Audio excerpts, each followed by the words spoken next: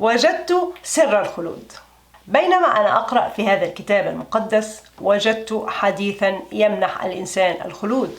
هذا الحديث المزعوم الذي نسب لمحمد يقول: حدثنا آدم حدثنا ابن أبي ذئب عن الزهري عن عبد الله بن عتبة عن ابن عباس عن أبي طلحة رضي الله عنهم قال: قال النبي صلى الله عليه وسلم: لا تدخل ملائكة بيتا فيه كلب ولا تصوير. أي أن الملائكة لن تدخل أي بيت فيه كلب أو فيه صورة، وتبعا للتراث قابض الأرواح ملك، إذن هذا الحديث ينطبق عليه.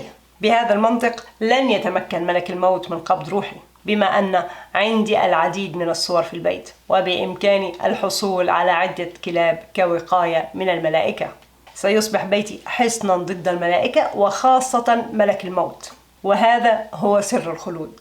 أعلم أن معظم من يصدقون هذا الحديث المضحك سيزعمون أن ملك الموت مستثنى من هذا الحديث، ولكن كيف توصلتم لهذا الافتراض؟ الحديث معمم على جميع الملائكة ولا يستثني أي ملك. لو أراد مؤلف هذا الحديث أن يستثني ملك الموت لاستثناه. وأعلم أن هناك من سيدعي أن كلاب الحراسة والصيد والمواشي مستثناء، ولكن مرة أخرى، كيف توصلتم لهذا الافتراض؟ الحديث معمم على جميع الكلاب ولا يستثني أي كلب. لو أراد مؤلف هذا الحديث أن يستثني نوع من الكلاب لاستثناه، ولو كان ملك الموت مستثنى فلماذا لم تستثنى بقية الملائكة؟ لماذا يمنع الكلب الملائكة من دخول البيت؟ أي محاولة تبرير من ناحيتكم هي مجرد محاولة فاشلة للوصول إلى توافق بين الواقع والخرافات. ولكن يا ترى ماذا استفاد مؤلفو هذا الحديث عندما ألفوه؟ لنبدأ بالكلب. ما هو السلوك الذي يقوم به الكلب عندما يدخل لص أو مجرم البيت؟ عادة الكلب ينبح وينبه أصحاب البيت بوجود دخيل، وبعض الكلاب قد تهجم على الدخلاء. غالبا الذي ألف هذا الجزء من الحديث كان حرامي لا يريد للكلاب أن تفضحه وتمنعه من سرقة البيوت بحرية. وبفضل هذا الحديث وغيره أصبح الكثير من المسلمين يعتبرون الكلاب نجسة، وبذلك قلت احتمالات شرائهم للكلاب حتى لو كانت للحراسة أو للمواشي. فلو أراد لص سرقة بيت مسلم لن يكون فيه كلب يمنعه من السرقة، بما أن الملائكة لا تدخل بيت فيه كلب. ولو أراد أن يسرق بعض المواشي من مزرعة مسلم غالبا لن يكون هناك كلب نجس يمنعه من السرقة. حسب التراث المقصود بالصور في هذا الحديث هو أي مجسم أو رسم لذوات الأرواح، سواء كان إنسان أو حيوان.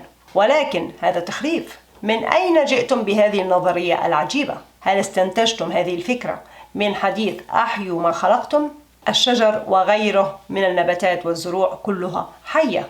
الاستخدام اللغوي في هذا الحديث عام لكل الصور دون استثناء. لو أراد المؤلف أن يستثني الجماد وغير ذات الأرواح لاستثناها. كما أن التصوير والنحت ليس مضاهاة لخلق الله على الإطلاق. النحت والرسم والفن وغيرها من الفنون كلها مجالات للإبداع وتصوير الجمال الموجود في الكون بشتى صوره. يا ترى ماذا استفاد مؤلفو هذا الحديث بتحريم الصور؟ هذه الصور والتماثيل والرسومات في معظم الأحيان تكلف صاحبها ومشتريها الكثير من الوقت والجهد والمال. غالبا الذي اختلق هذا الحديث كان من كهنة المسجد الذين أرادوا لهذا المال والوقت والجهد أن يستثمر في سبيلهم وليس في سبيل الفن والإبداع. بدلا من أن تشتري لوحة أو تمثال، اذهب وضع هذا المال في صندوق المسجد.